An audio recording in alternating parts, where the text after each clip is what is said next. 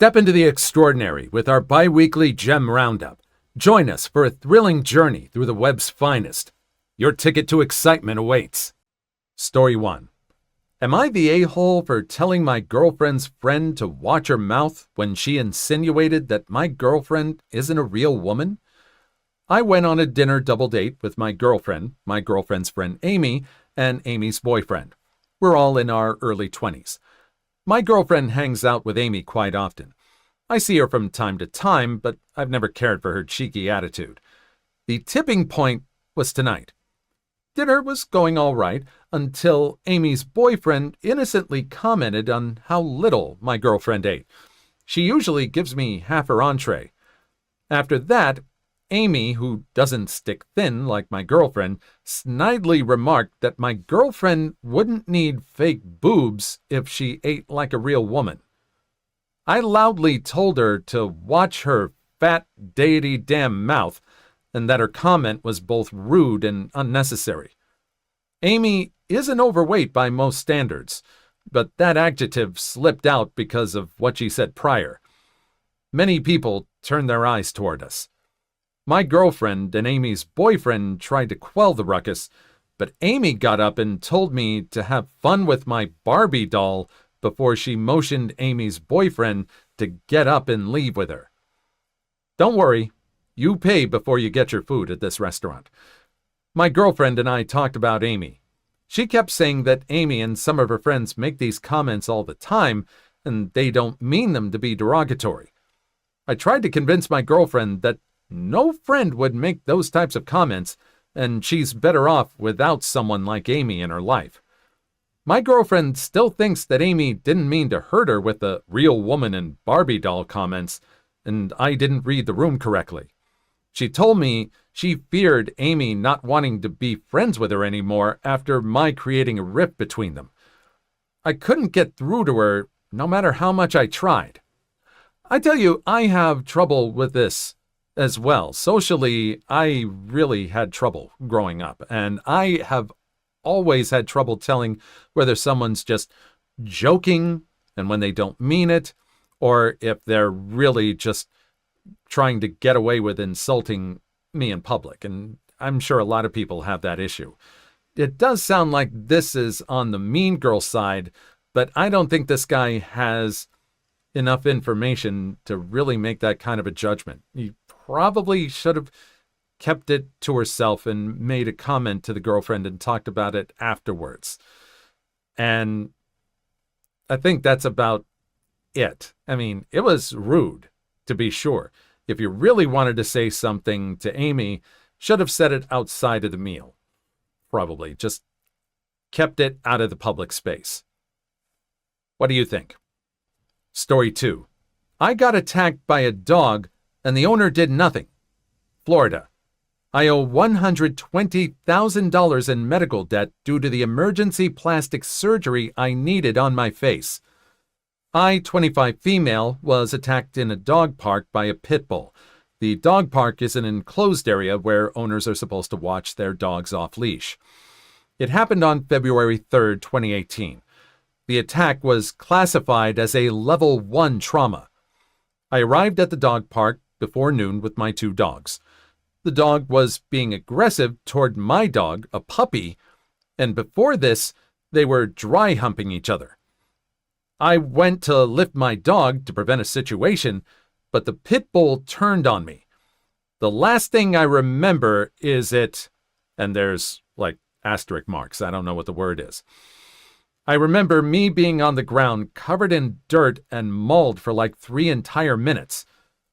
He locked on 2 of my limbs, ripped my face apart, and left my dog for fatality, to be the D word I'm not allowed to say. I tried so hard to defend him and myself, but this dog overpowered the both of us.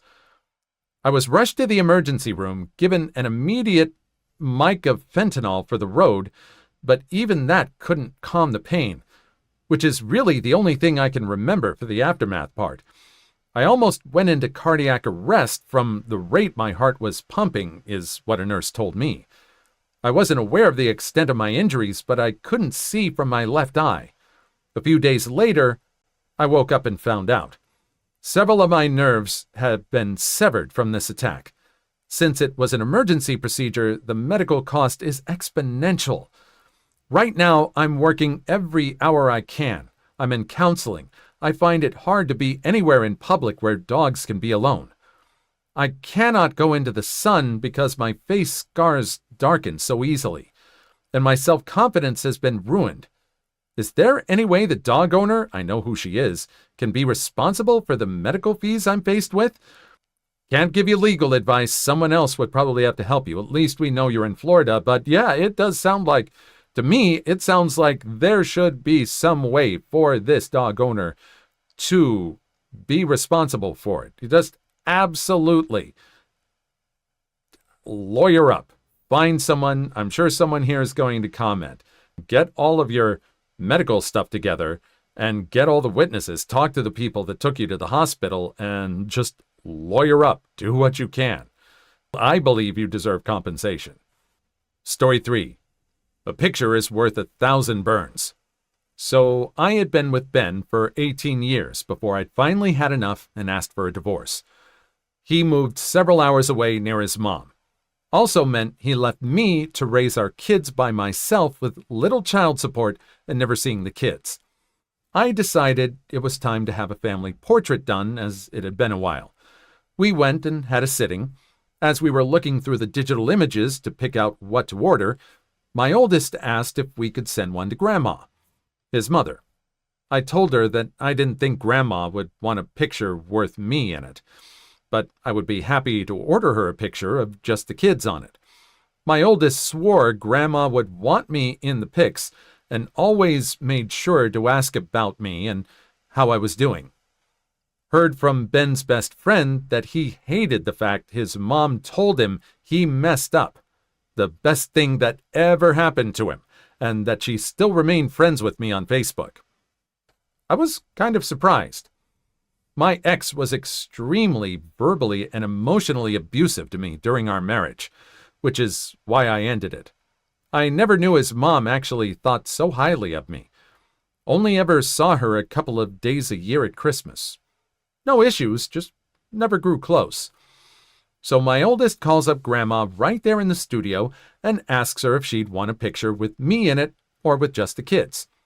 Grandma asked specifically for a picture with all of us, including me. So I decided to order her a nice glossy 8x10 that I had matted and framed and mailed that to her. Apparently she hung it right in the entryway, where every time my ex walks in, he sees my smiling face staring back at him. I just wish I could have seen the expression on his face the first time he saw it. Ooh, just the revenge is just so petty and marvelous that even your own family is getting in on it. Oh my goodness. A lot of people think this guy messed up, and everyone else is fine with everyone else, and this guy needs to get his life together.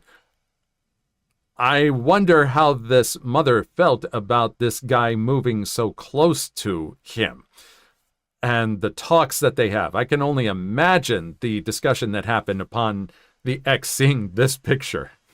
Story 1. Am I the a-hole for calling my coworker a nosy shrew after she kept insisting to know my husband's salary? My husband and I, both 33, have been together since college. Over the years, he's had quite the career trajectory. He's a quant PM and makes like 10 times what I make, and I make a good salary. As we've grown wealthier, I've learned that people become nosier. Friends, acquaintances, relatives, you name it. In the beginning, I would entertain the nosy questions, but since I turned 30, I've adopted a take-no-smeg attitude. When people ask me how much he makes, I no longer say anything. I've learned the hard way that giving an exact number can have bad consequences. My coworker, 25, is new, and she already has quite the reputation.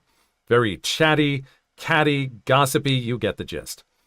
You can just tell she craves wealth and status. She wears a bunch of flashy designer items and is always asking the ladies around the office which of the men are single. Last Friday, our office hosted an afternoon happy hour. She approached me and asked how me and my husband's recent vacation to Europe went. I told her it went well and briefly summarized what we did. Then the conversation went something like this. Her: "So what does your husband do?" Me: "He works in finance." Her: "Oh, wow. He must make a ton, then, to be taking you on these lavish vacations. I hope you don't mind me asking, but how much does he make in a year?" Me: "Yes, we're very lucky that he makes a good salary." Polite smile. Her: "Oh, come on. I won't tell anyone. How much does he take in a year? Millions?" Me: awkward chuckle. "I'd rather not say, but it's up there." Her: "What, he doesn't allow you to give an exact number or something?" Me, visibly annoyed. "No, I just prefer not to say." Her: laughs in my face. "You'd think the stuck-up one would be the one with money, not the one without." Me: "You should learn how to take no for an answer and when to quit being a nosy shrew.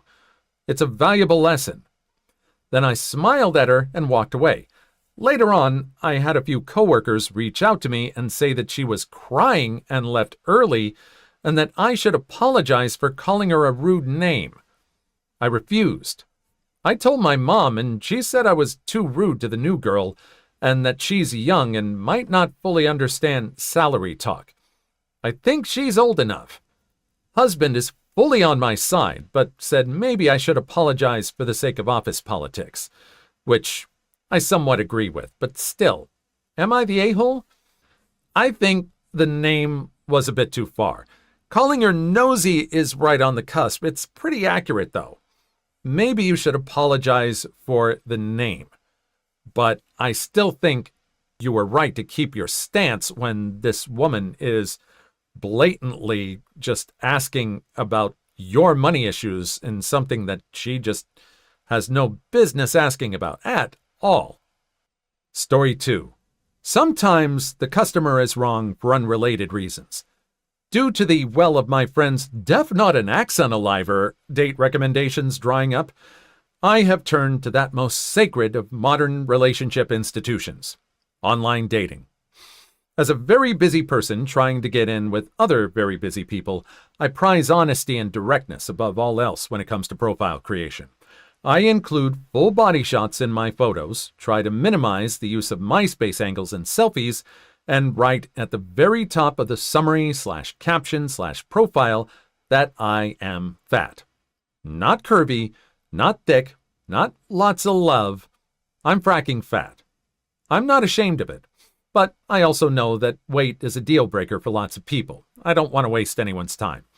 About a year ago, I met Evan via Tinder. We exchanged friendly messages for a few hours one night and agreed to meet up for drinks the following evening. I waited for a full hour past the designated time, and just as I was getting up to leave, the texts start rolling in. "I can see you sweating from here. How long does it take you to roll out of bed every morning? Is that an earthquake, or are you just getting up for more pretzels?" Just really idiotic juvenile stuff. 4 separate numbers commenting on things like my clothes, which clued me in that the senders were nearby. This went on for 15 minutes before I finally saw Evan trying to hide in a corner table and giggling with a group of buddies. I made eye contact, saw that he saw me, and then walked out. The text kept up until I blocked the numbers a few hours later. I ran into Evan about 3 weeks later. We got on the same elevator, and he tried really hard at being super interested in the emergency phone instructions. I just confronted him, and he admitted it was just some game that him and his friends play.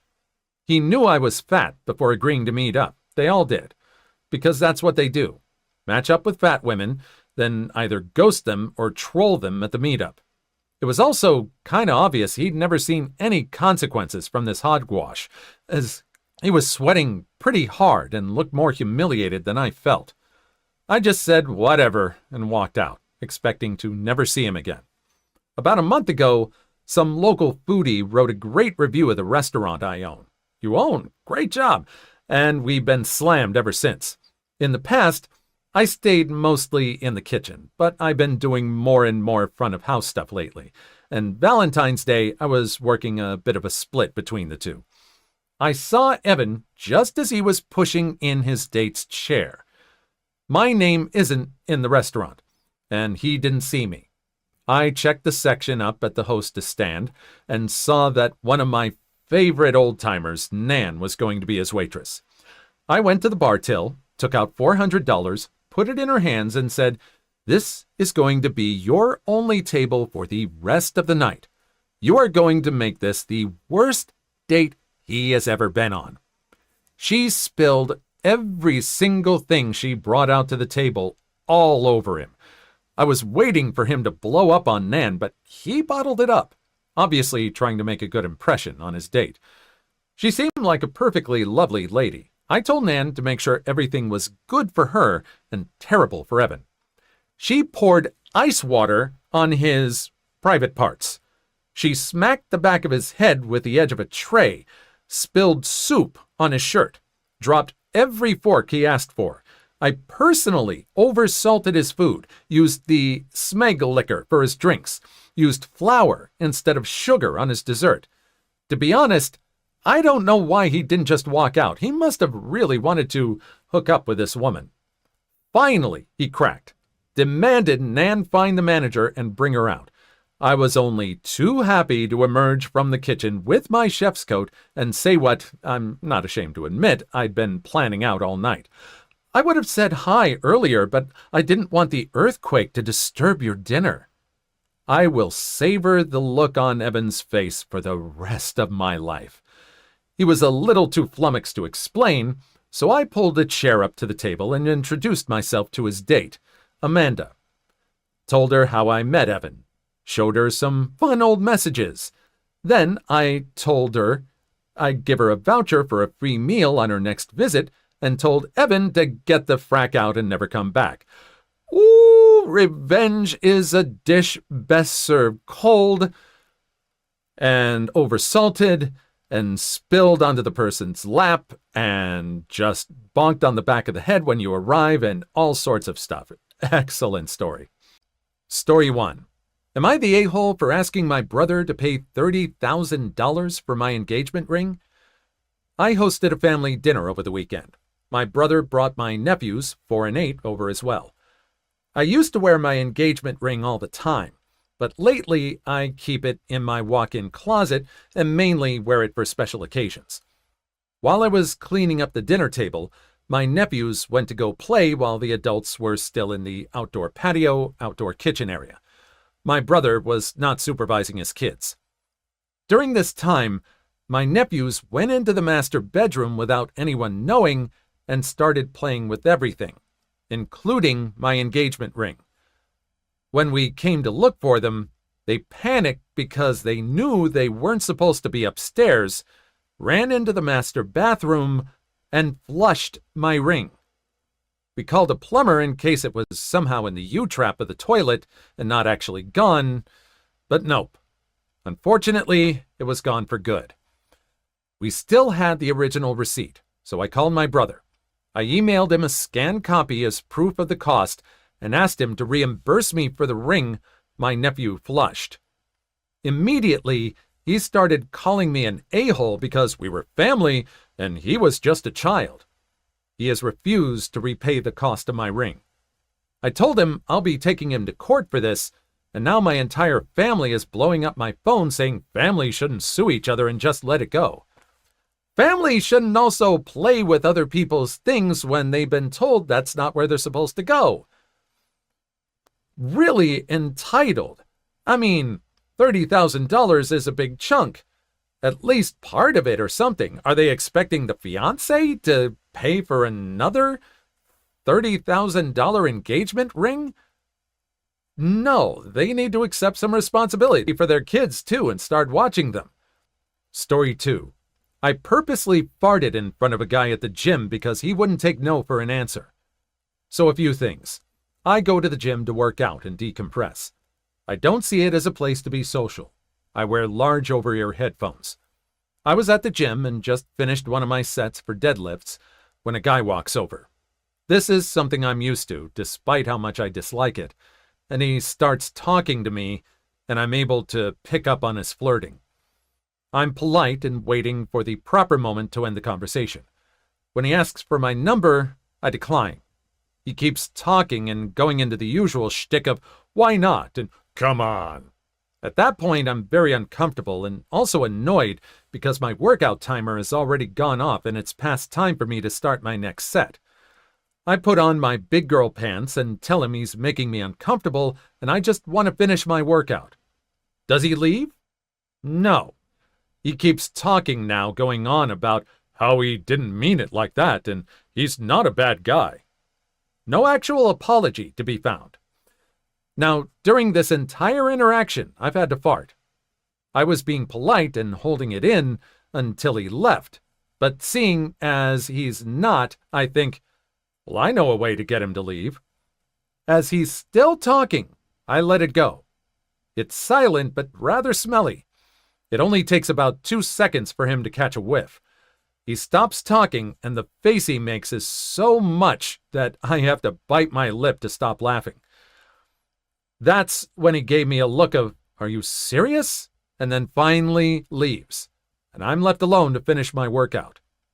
Yeah, I think we just all need to leave each other alone at the gym, or just me, I just walk a bunch of miles during the day as my workout.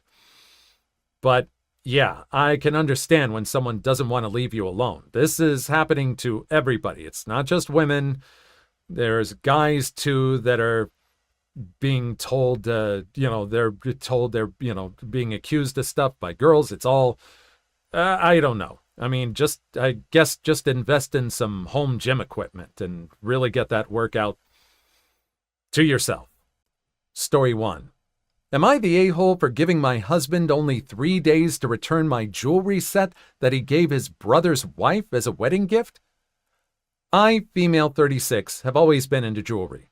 I used to own a variety of jewelry sets, but due to unfortunate circumstances, most of them had to go so I could afford rent after I lost my job. My husband never got lucky to land a job since 2013. Thankfully, now I have a stable job that gets us by from month to month. I also kept one set of jewelry, which is the most valuable, whether momentarily and or sentimentally, since it's part of a family heirloom. The set includes a pair of earrings, a bracelet, and a necklace. All gold material, and again, they're worth a decent amount of money. My brother-in-law has been with my girlfriend for 10 years, and they recently got married. It was a huge deal for the family.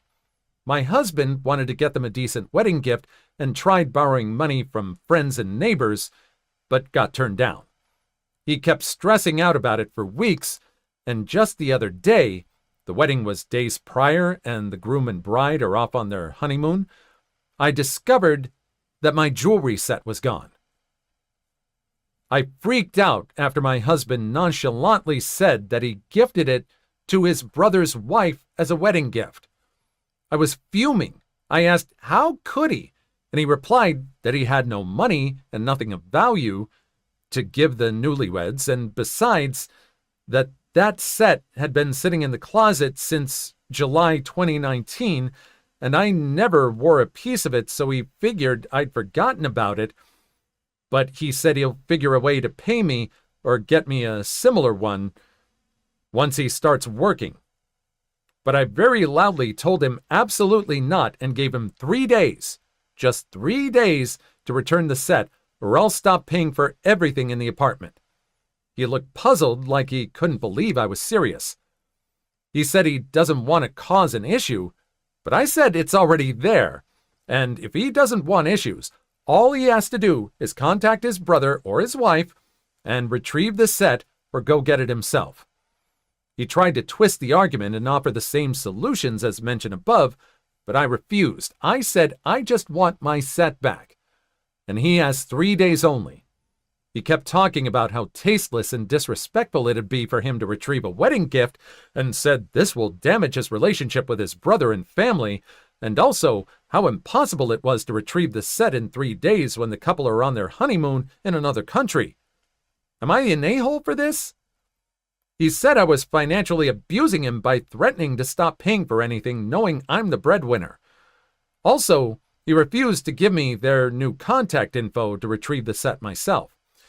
3 days? They're in another country. How are they going to do this? Are they going to stop everything? It is a little bit of a shock for the brother-in-law and the new wife. They're probably going to have their honeymoon ruined. You might have said, all right, once they get back, you need to get the jewelry set back or that's it. Give them that. Let the brother-in-law and them keep their honeymoon. They're innocent in this. The husband, oh, why? Why are you still with him? Why? Why are you paying for everything? Story 2. I just wanted to be a kid. My mom's immigrant guilt ruined my childhood. My mom and I immigrated to the U.S. in 1997. She met my stepdad through an international dating service. My life in America was never hard, so to speak. My mom always told me and my sister growing up that times were tough. As a kid, I never knew what it meant. My childhood was filled with the word no. As a kid, you're gonna want toys and to go do things with friends. My mom always said no. And if I asked my stepdad, all he would say is, go ask your mama, which always led to a no. Now, I'll say that I was never starved. I was given what I needed growing up, but it was always at the bottom of the barrel. I remember I asked my mom for a pair of Nikes once, and I really mean once. They were $65.99, and my mom looked at me and said, "You're so greedy. You're so ungrateful for what you have. Your family back home could never afford nice shoes like that. Don't ever ask me for shoes like that again." Until I got my first job, I wore Walmart and Kmart. My mom had it drilled into my head that asking for things that any kid would ask for was wrong. That the family back home had it so bad that I would be doing them an injustice for having clothes or toys or video games when they couldn't. A side note that's important. When I came to America initially, my mom and stepdad did not want to start school a year late. So I brain dumped Spanish and learned English. It was not until last year, 2022, that I really started taking initiative to learn Spanish. Also a side note about my parents. They have separate bank accounts. My stepdad claims that his money is his and my mom's money is hers. This will become relevant.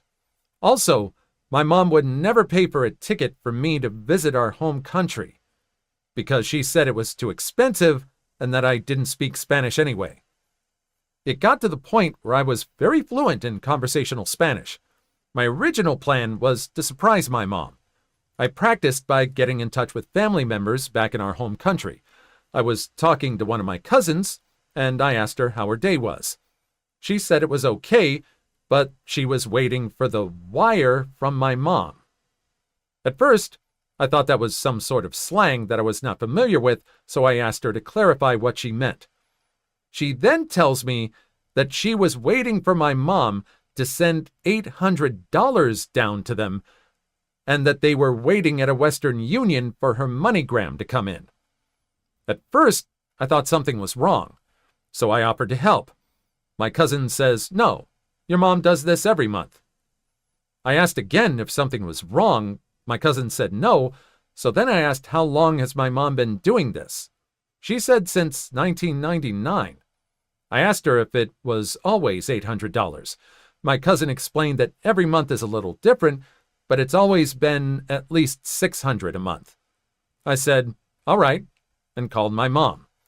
I told her that our cousin told me about the money you've been sending down there every month since 1999.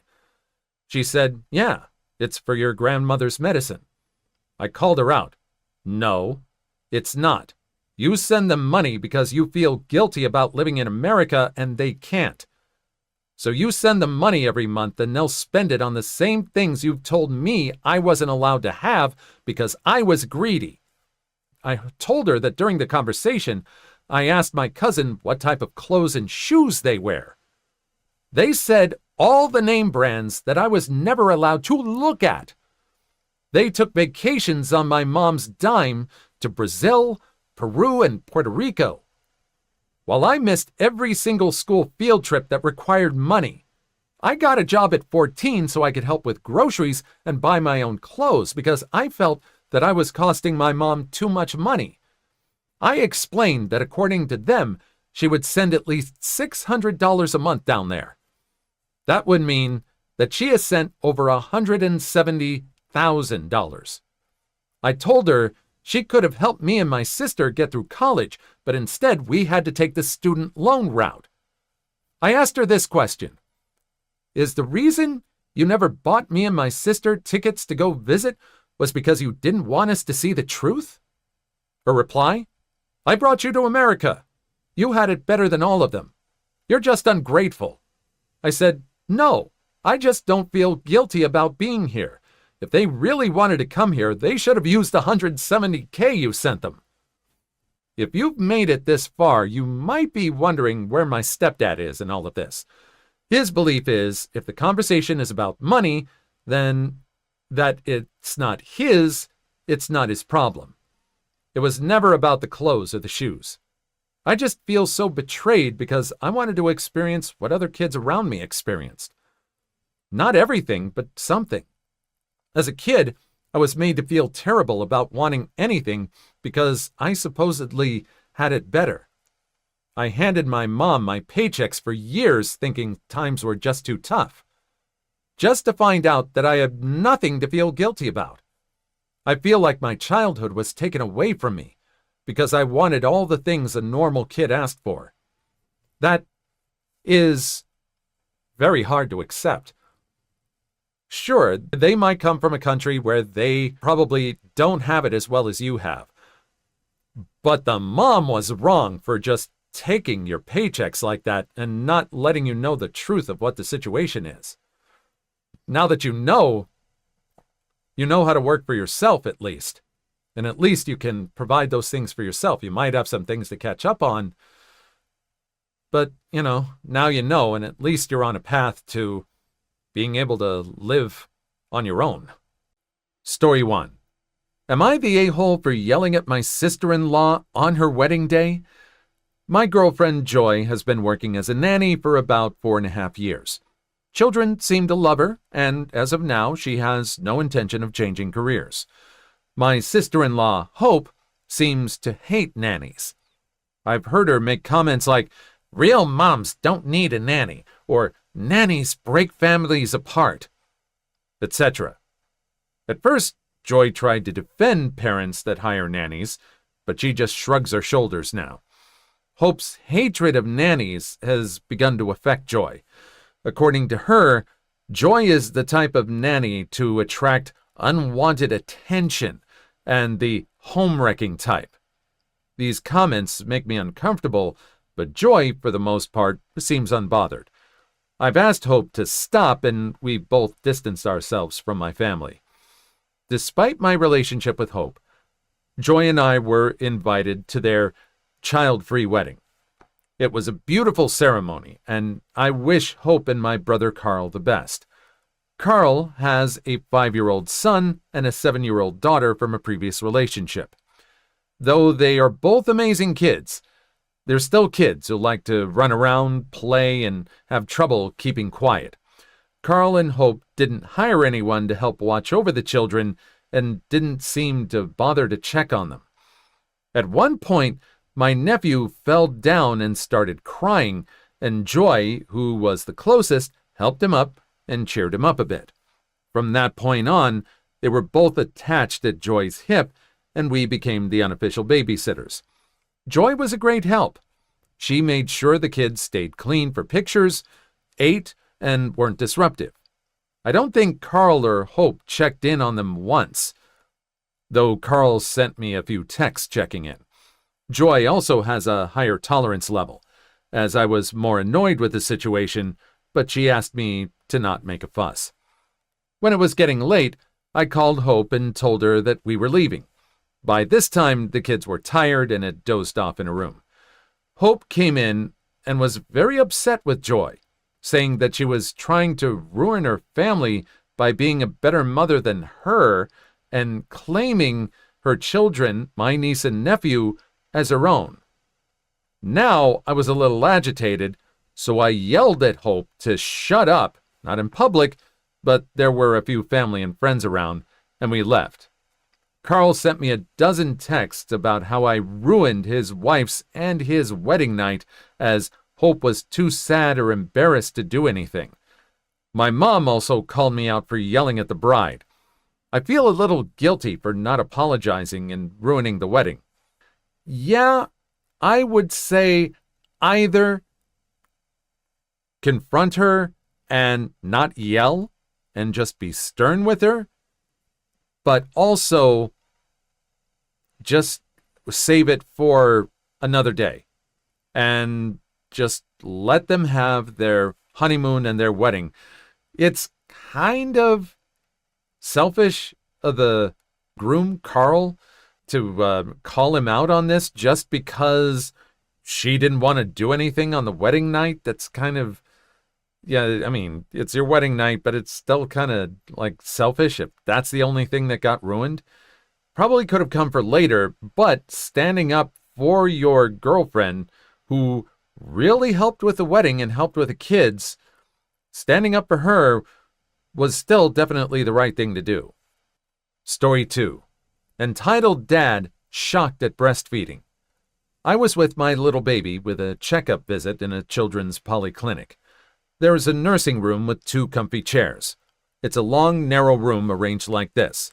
Door, changing table, screen, chair number 1, another screen, chair number 2, window. I come in. The chair closer to the door is empty. Another one is occupied. I sit down, start nursing.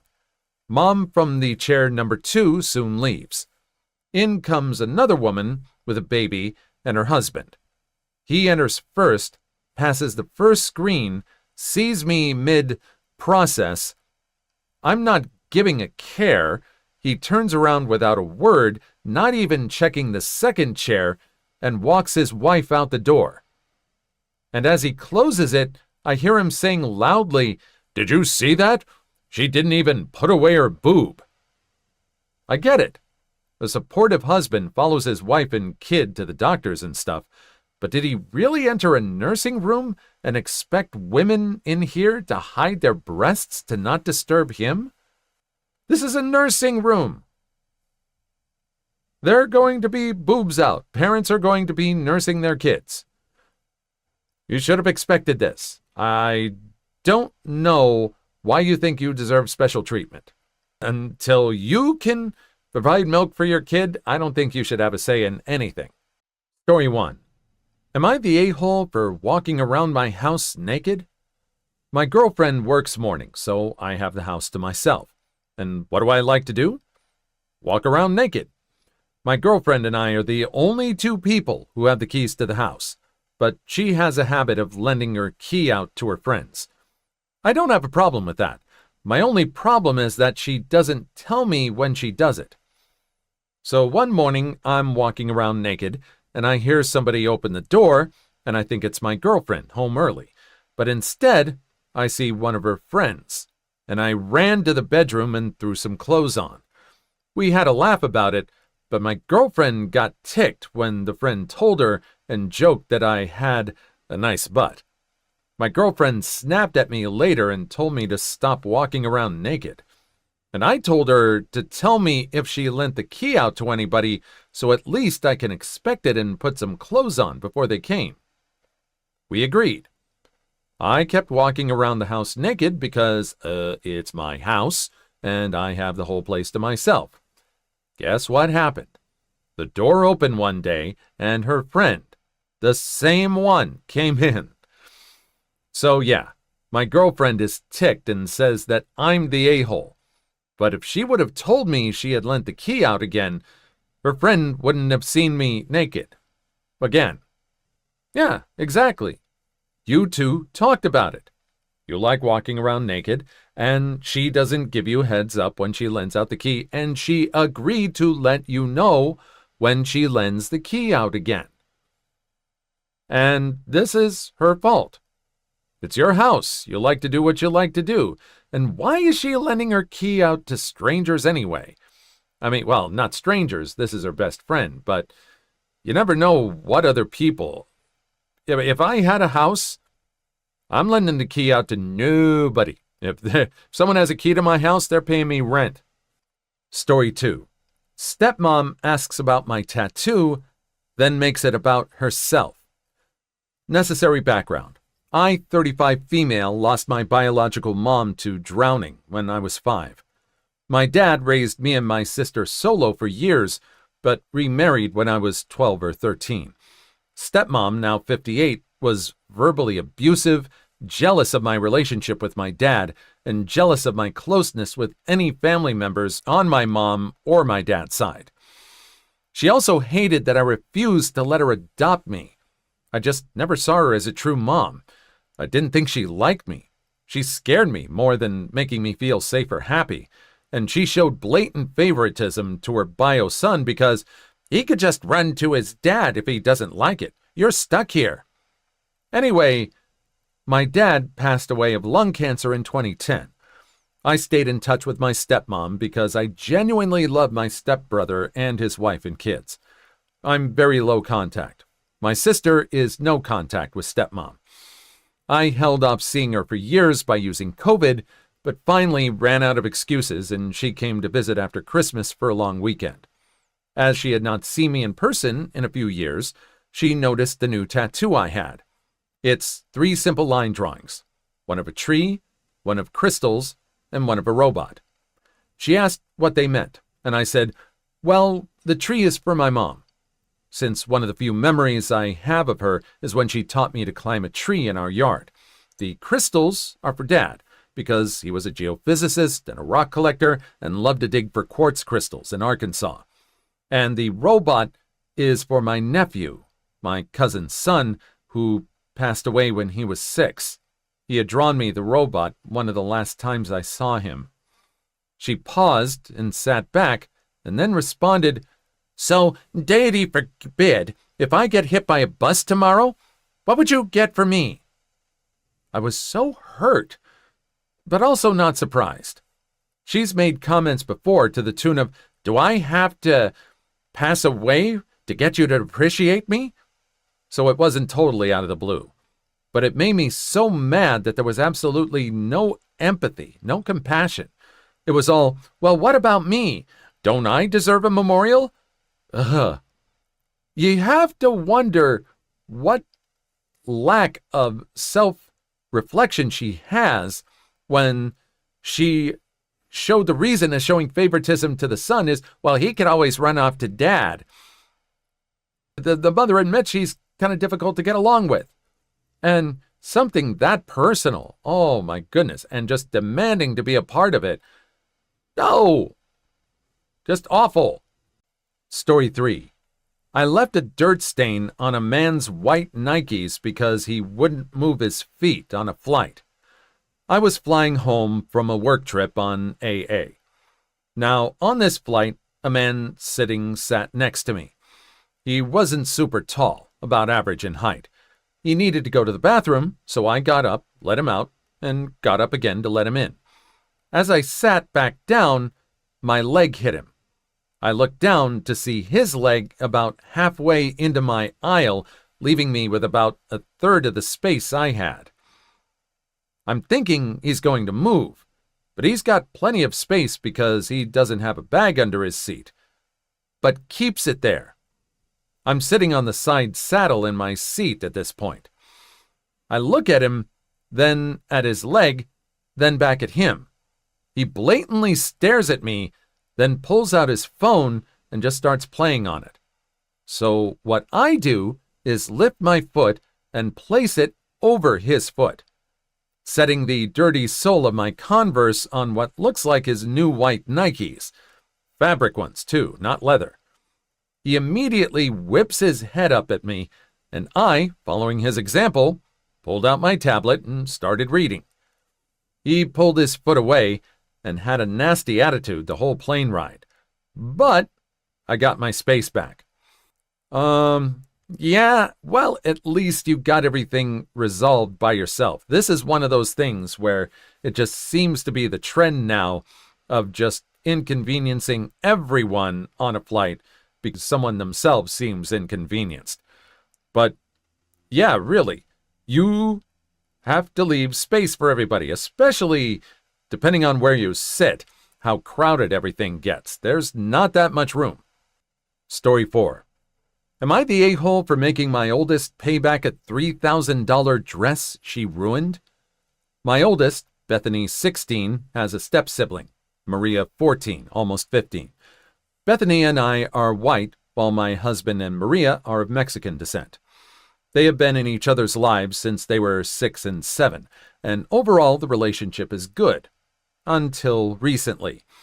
Maria's quinceañera is coming up, and my husband and his ex-wife took her to get her dress. The dress and alterations came to around $3,000. My daughter has been very jealous of the whole party. I've informed her it's part of the culture, just like when she had a huge Sweet 16 party with her friends. I spent more time with her to try to make her feel better about it and got her own much cheaper dress for the party. The party is supposed to be in 2 weeks, but my daughter, after an argument with Maria about the TV, scribbled all over the expensive dress and ripped the back. The short story was that everyone was ticked. I gave money to my husband and his ex to try and get a new dress ASAP. I informed my daughter she will need to get a job and pay back the full price of the dress as punishment. We got into a huge argument over it, and the whole situation isn't fair. I am choosing Maria and being a huge jerk. Am I being a huge jerk? No. Like you said, you gave her a Sweet 16 party. She had her big celebration. And this is a very big thing for Maria, the quinceañera. And you tried explaining it to her. And she just decides to revert back to being a child instead of a young adult. No, she needs to learn responsibility for her actions. That's not being a jerk. Please leave your story in the comments. I would love to make a video on them in the future. Also, don't forget to like and subscribe.